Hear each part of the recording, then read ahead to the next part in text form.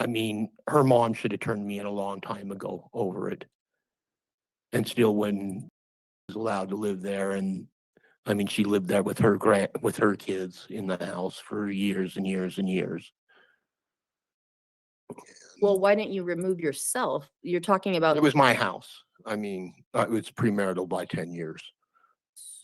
So why didn't you turn yourself in? I don't know. Scared to come into prison. I mean, that's one thing my counselors did talk to me about through the church. We are about to watch a parole hearing of a monster, of a man who is doing this to his disabled granddaughter and daughter for decades. But not only that, he was filming it. He was filming it, and they have that film as evidence. So you might ask yourself, how is it possible that he is up for parole just 5 years into his 100-year gimmick of a sentence? And how is it possible that the state of Utah deems him to be a low risk of reoffending? Such a low risk that they actually do not require him. They removed him from the sex offender programs. Now, what I'm going to do at the end of this parole hearing is I'm going to review that 10-point statewide collaborative questionnaire, which all 50 states in the United States use to determine risk score. The one that determined this monster, who was doing this for decades, a low risk.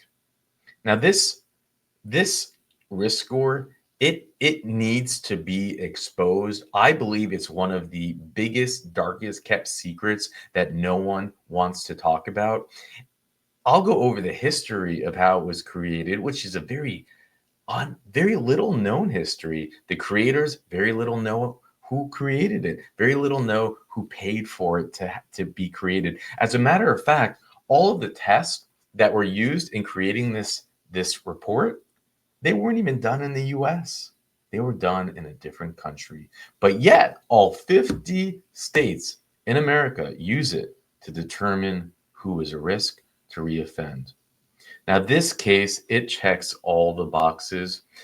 The family found the tapes decades ago, and they, instead of going to the police, they went to the church. And it's my understanding that the church hid these crimes from law enforcement. And it allowed this roach to continue to offend and offend and offend. And while the DA, the district attorney, was holding the royal flush because they had tapes of the crime, they still only convicted him for a minimum sentence of 5 years. And that's why he is up for parole. So with that, let's jump in. And at the end, I'll go over and expose the biggest, darkest secret, the static 99 risk score. All right, sir. So I show a special attention happened in February of 2023. The board continued the hearing till now with sex offender treatment program memo and updated institutional progress report. They noted prior to this hearing that they expected you to complete all available and recommended sex offender treatment and to remain case action plan compliant. Restitution in case 191909709 was to be addressed at this hearing. In an earned time credit decision in February of 2023, it was noted you received your high school diploma. In a special attention in February of this year, it was noted that the sex offender treatment program asked the board to reconsider the sex offender treatment program contingency, and that it was noted that you were assessed, according to the sex offender treatment program, is below average risk. The board removed the sex offender treatment memo and ordered no change to this hearing. Does that all sound procedurally correct, sir? Yes. Okay. In regards to the offense, I show case 191909709. I show on September 9th, 2019, Mr. Jewett's wife reported she had discovered videotapes containing criminal activity.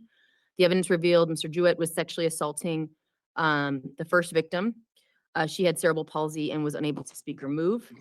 The video also showed several incidents of this individual, of Mr. Jewett and the stepdaughter, the second victim. The second victim revealed, Mr. Jewett had sexually assaulted her when she was between 8 and 13 years old. In the pre-sentence investigation, it was noted Mr. Jewett spoke of using alcohol and drugs during the sexual assaults. Is that correct, sir? Yes. Yes, it is. Anything you want to say about the offense? There ain't much I can say. I mean, what I did was horrible. I mean, I did it. I mean, But I mean, I realized I'd done it and got help from my church on the outside, and I was sober for, oh, 8 years, 9 years before I was arrested. Also, I don't know, I have to live with this every day. And especially now that I'm sober, it's hard realizing what I'd done. What have you learned about your risks, sir? Just the drugs and alcohol, and then in classes, I've learned how to help retrain my thinking errors. What are your thinking errors? Just that I was thinking that because they was asleep, there was no harm being done. And I'm typing everything we're talking about today. I am listening, okay? Okay.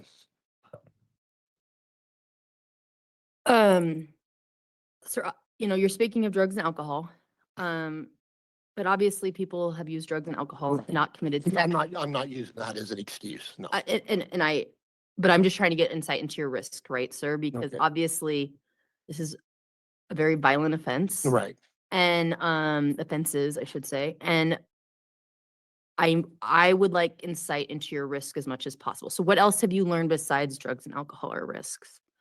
Just avoiding certain situations and certain people that use drugs and alcohol. Uh, Being aware of what kind of movies and stuff I watch, and just, I don't know, just, So how do you plan on dealing with those issues moving forward? well, a lot of this I'd sort of dealt with before I got arrested. I mean, I didn't hang out with my older friends and stuff because they were still wrapped up in the hard drugs and things. Basically just work 24/7, which, I mean, wasn't really good for me either, because I was just burying myself in the work instead of learning how to deal with things. So I don't know what the board's gonna do. I'm a hearing officer. I make recommendations. The Right. board decides, okay? Right. I don't know what will happen. But how would you deal with those issues if you were in the community now? Well, I'd have to get a job, of course, and focus on taking care of my mom because she's elderly. And just continue with any therapy or help I need to do on the outside, of course. I plan on doing that anyway, because I still have a few bad feelings towards myself about what I did and stuff. So, When is the last time you saw the victim, sir? not since I got arrested. And I want to make sure I understand this timeline correctly. So you committed these offenses years before it was Right. Turned in. Yes. charged and investigated, right? Yes. But you continued to have contact with the victims during that time, right? Yes. And then once the charges were brought, then you stopped having communication. Is that Well, right? yeah, because I got arrested and came to prison.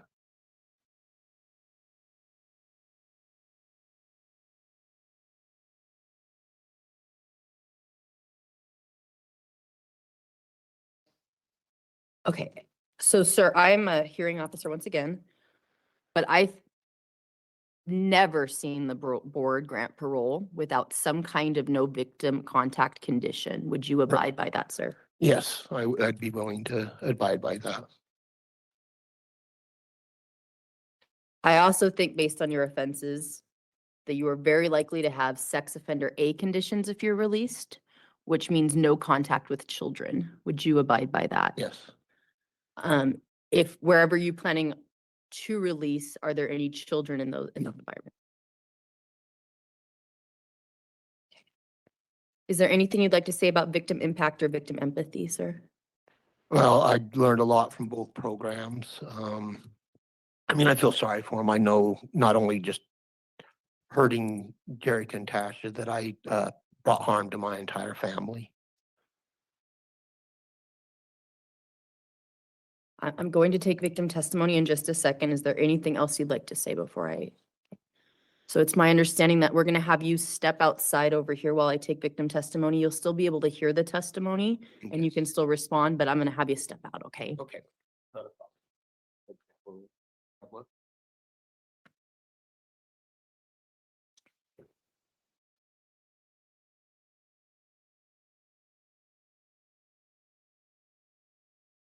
Ma'am, whenever you're ready.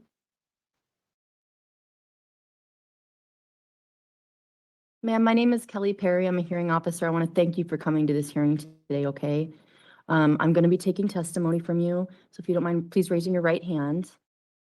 Do you swear or affirm that the testimony about to give is the truth, the whole truth, and nothing but the truth? I swear. Once again, thank you, ma'am, and please make any statement that you would like to make today. Okay, so I'm glad that like he's going to counseling and everything. However, I think there's more and I think he's still in denial. I watched the videos. I was told that somebody else watched the videos. But I don't know that to be factual. And on those videos, it was wide awake. Wide I'm sorry, awake. ma'am, I couldn't hear you. What did you say? The first victim was wide awake. So it's not they were sleeping. She was not sleeping. She was wide awake. I think he still needs more treatment and more time.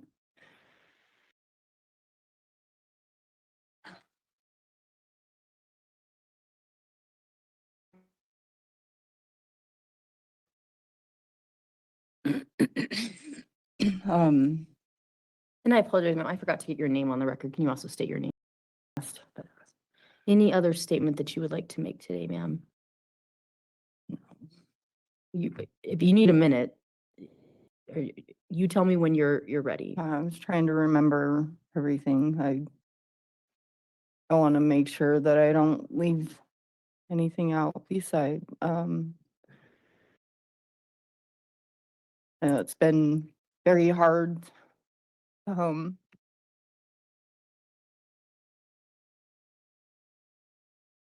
hard. I haven't. Oh, I want to make sure that he's not writing my son in Illinois. There was a clause of no contact to my children as well. As far as I know, my other, my daughter and my other son, he is not, contacted, only written once, but that only is also affects me because I I I don't want to hear how he's doing. I don't.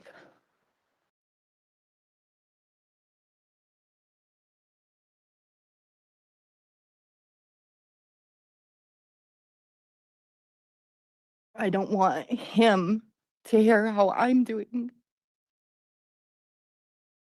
I don't want him to know how I am. Because nobody cared. Nobody cared about me even.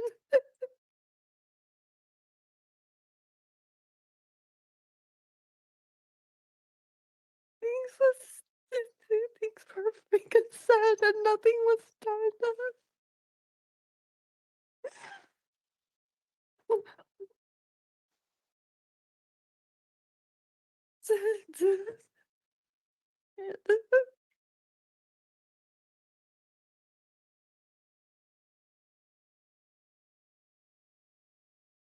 Ma'am, thank you for making your statement, okay? I've been making notes of everything you've been saying, so thank you for coming today. We'll go ahead and have Mr. Jewett brought back in.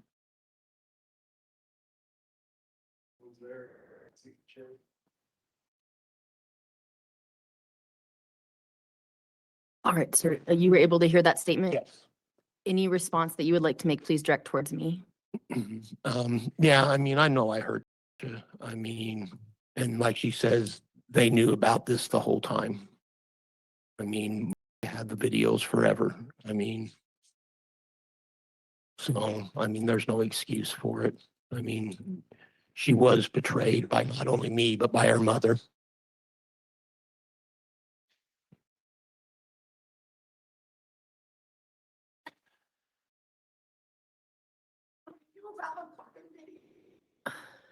Um, any other comments you'd like to make, sir? No, there's nothing. I'm feel horrible, but like, I know that they knew about, she'd gone to a lot of time to talk to her mom about it on several occasions.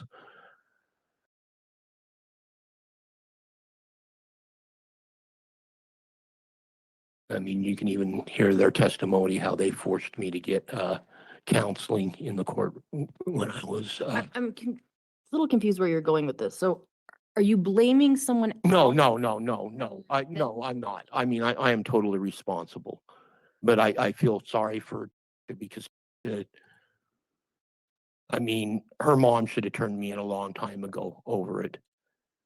And still, when she was allowed to live there, and I mean, she lived there with her kids in the house for years and years and years. Well, why didn't you remove yourself? You're talking about. It was my house. I mean, it was premarital by 10 years. So why didn't you turn yourself in? I don't know. Scared to come into prison. I mean, that's one thing my counselors did talk to me about through the church.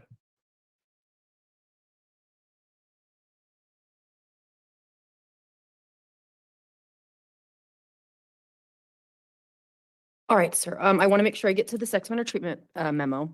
Do you remember, it was from September 2023. Do you remember that memorandum, sir? It assessed your risk level Yeah, and then I- the yeah. recommendations. What do you think of that risk level and recommendations? I agree with them. I do think I'm a low risk, and yeah, I'm not nearly the same person I was. Why do you think that? Because I'm not nearly the same person I was back in 1990 and 2000, whatever. I mean, I've grown up and matured, and just And how? Because obviously you're talking about change, right? How have you changed? just got sober, got religious, and just changed my lifestyle. I mean, I stopped hanging out with negative people and bad people. And like I say, I worked 70, 80 hours a week, and all I did was go to work and go home. I mean, I didn't go out partying anymore. I didn't go out hanging out with people, and I was just a family So person. what caused that change? Because obviously it sounds like this went on for years. Well, getting sober and stuff was basically part of the treatment through the church, because they were saying that was helping lead up to those situations. And so we did, I did like 3 or 4 different classes through my church and stuff, because addiction to pornography they had me do. They did me a addiction alcohol class.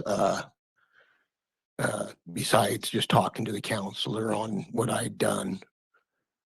And then oh, what do you call it?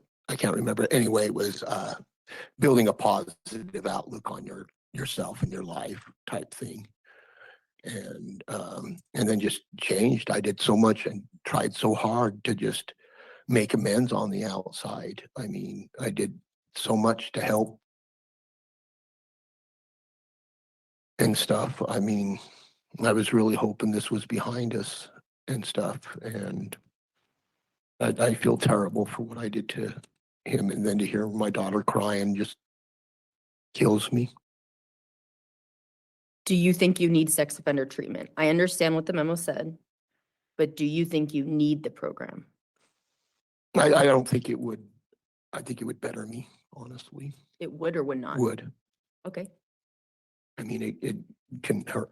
Definitely can hurt. I mean, Do you think you need it in the community or in prison? I'd rather do it in the community. And why is that? And just because I would like to get out and start putting my life back together and stuff. All right, sir. What about, so you've talked about substances a lot. Do you think you need substance use treatment? No. And why? Well, I was off the hard drugs since 95. And then I'd quit drinking for 8 years without a problem before I got arrested. So And how, did you take a program? Did through you, the church, yes. was it so it's not like a residential No, program? no, it was just through the church.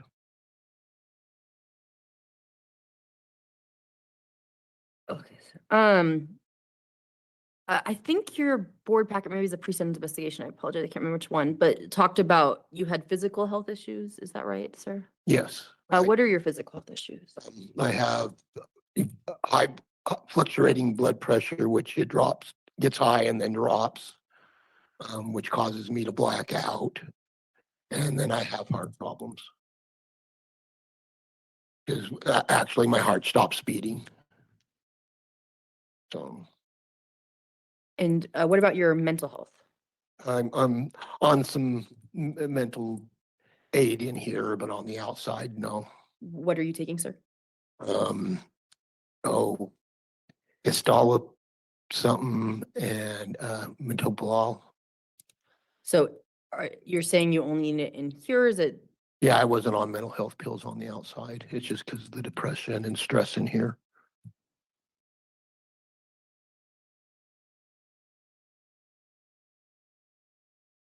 Sir, and I show you've completed moral recognition, MRT, is that right? I'm in the middle of MRT now. Oh, you're in the middle of it now. Yes, Okay. How is that going?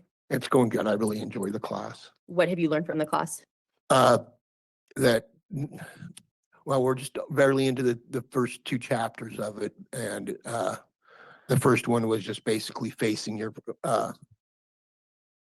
what you did and not pointing blame. And the second part, well, it was basically a continuation of that and avoiding certain situations. What situations do you need to avoid? Just people that drink and do drugs. I mean, yeah, which is not a problem. All right, so in regards to release plans, I showed that you'd like to live with your niece in Magna and work in production. Is that still the Right, plan? yes. This Well, my niece is living at my house. She's taking care of this my- is not the victim, correct? No. And everyone in that staying at your house is the age of majority, right? Right. Over In 18. fact, we've been renting rooms out to other felons that have been getting out of prison. All right, sir. Like I said, those are all my questions. From here, I'm a hearing officer. I make recommendations. The board ultimately decides. They're made up of 5 members. 3 of them have to come to one decision. That's the decision of the board. You should get that in writing within 2 to 4 weeks. Anyone listening to this hearing can go to bop.utah.gov. As soon as we have the decision, we post it on our website. It still takes some time. It's not immediate, just so you know. But it's going to be faster on the website than the mail. And like I said, that's just an estimate about 2 to 4 weeks. I would note your guideline, sir, is 64 months or January 26, 2025. The easiest way to think of that is a suggestion. The CCJJ, Commission on Criminal Justice and Juveniles, issue them. They're based on a number of factors, obviously one of them being your offense, and that's the date that's issued, but the board decides, right? They can go below that date, they can go above that date, they can do the same date, they ultimately decide. In regards to the expiration of your sentence, meaning the longest time the board could have jurisdiction over you, I show as a lifetime top. Do you have any closing comments or questions for myself or for the board, sir? Not really, just that I know what I did was terrible and just not hurting just them, but everybody. I mean, and I'm sorry. I mean, but being sorry doesn't fix it, unfortunately. Any other comments, sir? No. Well, I appreciate everyone's testimony today. I've been making notes of everything. We'll go ahead and conclude. Thank you. Granted, are we surprised? No, we've been here long enough. We know better. But if you're new to the criminal justice system out of the state of Utah and how the parole board thing works, you can get a pass on being surprised that he was granted. Not only was he granted, but he still does not have to take sex offender programs. It's contingent on him completing a cognitive behavioral therapy. So he has to have, I don't know, a therapy session. They are taking word for what he said, which was, it wasn't that he had any deviancy, it's that he just thought that since they were sleeping, he wasn't causing any damage. So, yeah, he's going to get paroled on September 23rd, 2025, after completing that program. Now, what we're going to do is we're going to go over the risk score, because I think that that's where we should focus our energy. You see, we know that these monsters exist. We know that evil exists. We know that he loves little ones. He is a predator. He is the most dangerous, right? I mean, this is what he it's my understanding he probably married into that family to gain access to his prey. He said, "Wow, she has cerebral palsy. This will be a great victim. Oh, wow, there's a little girl. This will be a great victim." And he also picked a family that he would be able to use the church against them so that they wouldn't immediately report him. And there are so many aspects of this case that are just wrong and, of course, broken. The idea that, and this is nothing new, but the idea that it seems by all appearances, I've only heard testimony from this trial, that the church was very aware of what was going on and that they did not report it to but none of this is new. None of this is new. I don't need to harp on something that is widely reported on being a problem. But what's not reported on is this risk assessment score. So what I'm going to do is show you the 10-point questionnaire, and then I'm going to show you the history of the risk assessment score. And I think it's going to freak you out because it's frankly unbelievable. For all of those who are pissed off, rightfully so, about what's going on overseas, is these big giant, kept secrets of gangs roaming around. And right here on our own soil, all 50 states is using a broken, backwards, really frankly laughable 10-point questionnaire that was designed by people in Canada and the UK who no one knows anything about, and they are using it even though it was created before I think like something like 16 years before the iPhone was even invented. No, in 10 years. Okay. All right. Let's just go. So this is a static 9-9 risk score. This 10-point questionnaire, which was developed in 1999.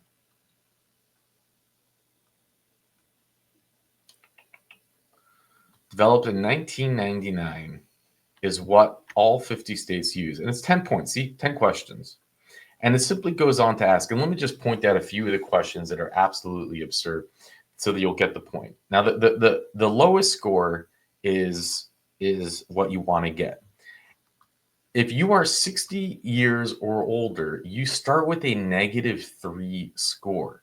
It is very hard to climb back above the -3. So right off the bat, you are going to start a -3. Now, our criminal over here, he's 50 years old. So he starts at a -1. Now, of course, anyone with common sense knows that being 60 years old does not make you at a lesser risk for doing these type of offenses. But they don't know that yet. Because, why would they? Have you ever lived with a lover for at least 2 years? Again, I mean, it's almost all of these offenders have lived with lovers. They pick out and move in with the lover to have access to the prey. And if you click yes, it's 0 points. Again, they don't understand how these roaches work. Do you have any non-sexual violent convictions? And then it goes on and on. Even they say if you have a male victim, by the way, and you say yes, you're at a higher risk. If you say no, you're at a 0. Okay. And then if you're a 2 to 3, you're moderate. If you're 4 to 5, you're 6, you're high. Because he checked the -3 to 1, he's a low risk score. Now, another huge flaw with this test, not only the questions they ask, but it's that it relies on the person filling in the form to be honest. If it's not in their record, they can say whatever they want. So right off the bat there, the risk score is broken. Now, let's go over something that's going to just, again, further freak you out. This is the research that I have on the risk score. And really, you can type this into any AI chatbot, and this is what you'll get. Here's a comprehensive breakdown of static 99 risk assessment tool. History and development is created in 1999 by Carl Hansen, Public Safety Canada, and David Thornton, UK Prison Service. And by the way, there's almost no history on these people. No one knows who they are. There's very little information on that, and we'll go through that in a bit. They combine the previous two tools, the RRASOR and the SACJ-MIN. It was updated in 2009, 2 years after the iPhone was made, by the way, to better account for age-related factors. Initial research was based on approximately 23,000 male offenders from Canada and the UK. All right. Now here we go down the key issues. Limited development data based only on male offenders, data primarily for 2 countries, research conducted in pre-internet era, limited demographic diversity, outdated framework, created before widespread internet and social media, doesn't account for modern digital crimes, no consideration of online behavior patterns. Last major update in 2009, predating modern social media. And these are just like easy to call out problems. There are so many more. Global usage despite limitations. Used throughout the United States. Adopted by multiple countries. Often primary tool for risk assessment. Heavily weighted on legal decisions. And this is what we're talking about here. Again, it's a legal decision, and we know that the legal system is broken. You just have to, all you have to do is listen to this monster speak, hear the crimes that he committed to know he is not a low risk score. But they say, well, the legal, and this is another problem, he was convicted of, they say, voyeurism. Okay, voyeurism is part of is what's in his jacket for creating CP of his victims. Instead, they just wrote it up as voyeurism. They put it as oral battery. They put like the notable gaps. Now here's the notable gaps on this study. Exact duration of initial study is unknown. Specific funding sources is unknown. And this is the most clear. If you want to know the study's agenda, you need to know who paid for it. And you'll know then what the outcome of the study will be. It really is. Whenever I hear about studies, I don't even want to read the study. I just want to know who funded it. And then I want to know, I'll know what that person's agenda is. I can tell you what the study's going to say. We don't even know who funded this study. Make that make sense. Full demographic breakdown, unavailable. Limited validation studies in many jurisdictions. So we are using a study, let's point this out, that was created by 2 people who we don't know much about, funded by people who we don't know, data that we don't have access to. Forget all the other things we just discussed. 10-item assessment tool score, we discussed this. Other major concerns. It doesn't account for treatment progress. I mean, cannot measure rehabilitation efforts, ignores individual circumstances, which we know by there is absolutely insane, based on outdated societal conditions. Yes. Looking into the creators. So here's, again, research on who are the creators of the Static 99 that all 50 states adhere to, that other countries adhere to, that they are making what I think are close to life and death decisions. Well, Carl Hansen, he worked for public safety. Background was in psychology. He published research on sexual offense risk assessment. Main focus was on Canadian prison populations. David Thornton worked in Her Majesty's Prison, psychology background, experience in UK prison, focused on UK populations. But by the way, this is vague. We don't know more than this. Limited information about their specific qualifications at the time. Unclear funding sources for the research. Unknown why their work was chosen for global implementation. No clear documentation of peer review process. Limited information about sample selection methods.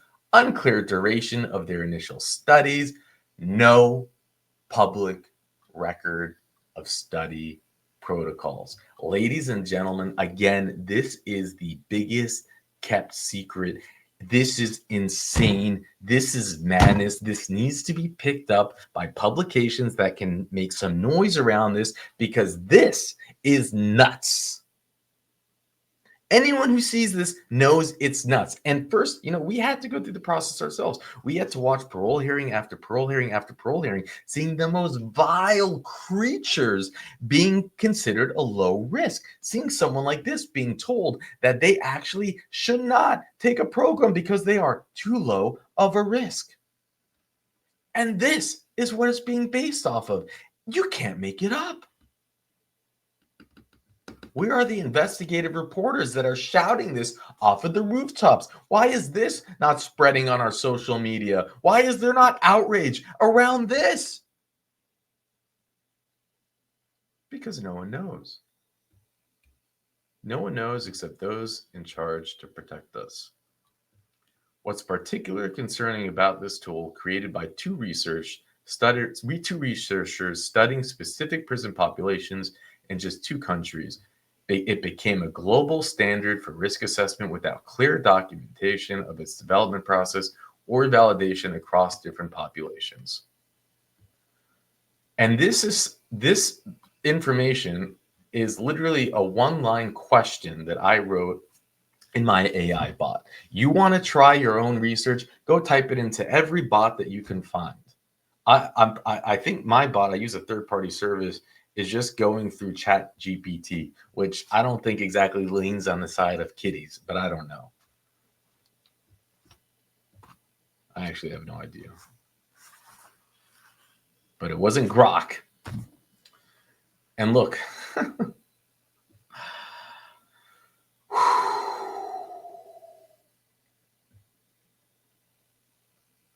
I do believe that 99% of us watching this will be disgusted, outraged, and shocked. And for very common sense reasons. It doesn't need explanation. And yet this is going to keep on going on and going on and going on and going on and going on and going on until someone with a loud enough megaphone makes some noise. And then, I can predict as soon as it happens, everyone's going to take the high horse and start saying how they were. And it's like, you know what? I don't care at that point, as long as we can get change. All right. Well, this monster's going to be walking the street. But don't worry. Don't worry. He's a low risk score. They could have thrown him away just for the CP, just for the manufacturing of it and having it. But no, instead they just call it voyeurism. There was no reason. There was no reason for him not to spend life in prison. They had the royal flush. He literally was producing the evidence that they had. They didn't need nobody to take the stand because they were holding the royal flush. And what does the DA do? The DA gives him a plea deal because they're lazy and they're pathetic. A minimum 5-year sentence. No, this needed to be prosecuted to the max. He needed to be gone for life. He needed federal charges, whatever was possible. You don't think that he sold that stuff? You don't think maybe he put it somewhere? I don't know. I have no proof of it. But I don't trust the DAs. We know better than that. With that, I'll let you go. In a special attention in February of this year, it was noted that the sex offender treatment program asked the board to reconsider the sex offender treatment program contingency, and that it was noted that you were assessed, according to the sex offender treatment program, is below average risk. The board removed the sex offender treatment memo and ordered no change to this hearing.